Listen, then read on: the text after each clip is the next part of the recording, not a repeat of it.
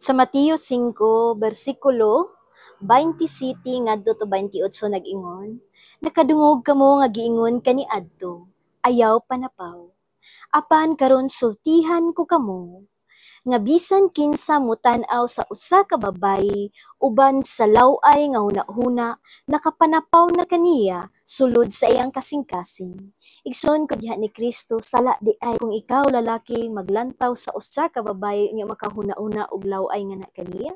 Labi na kung nakakita kag sexy nga babae, swimsuit ba na nga na sa social media unya nakahuna-una kag law-ay nga na kaniya, makasala ka niini sa Ginoo.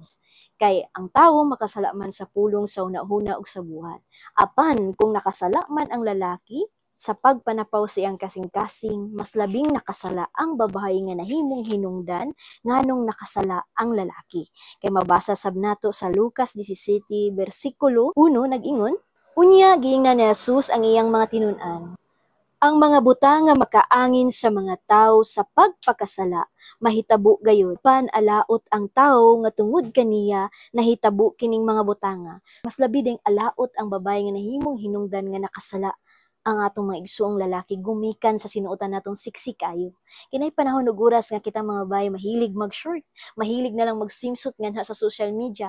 Karon kun ang lalaki nakakita niini nga minglabay ba ka sa lalaki, siksi kay kag sinuotan, nakahuna-huna siglaw ay nakapanapaw siya tungod sa imong sinuotan, natintal siya tungod sa imong sinuotan. O di ba ka nagbikini ka sa social media, unya karon ang lalaki nga galantaw niini nagmasturbate, naglantaw sa imong larawan, nakasala siya ug nakasala pug ka. Kay ngano ang usa ka lalaki nga naglantaw nga kanimo nakasala siya sa usa ka sala.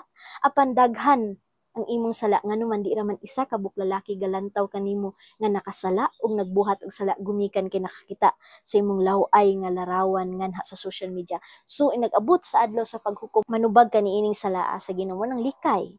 Likay pag-display sa imong lawas sa social media kay dili ka artista. Ikaduha, likay pagsuot og siksi kayo na mahimong rason nga makasala ang atong igsuong lalaki. Isa pud ni sa rason nganong daghan maripan gumikan sad sa sobra ka siksi sa sinuotan. Natintal ang usa ka lalaki ug nakahuna-huna og daotan. Dihang nakahuna-huna law ay gigamit siya sa yawa aron makabuhat siya di maayo panamas-tamas nganha kanimo. Mo na igsuon, likay. Ang paglikay sa sala makabulahan sa tao. Mo nang igsoon kadiya ni Kristo kitang mga babaye dapat magkat-on kitang magsuot og insakto bisan asa man ta moadto aron di sab makasala ang atong isig ka tawo, aron sab inaglantaw sa tawo di puta bugal-bugal karespetuan sad ang atong sinuotan. God bless you.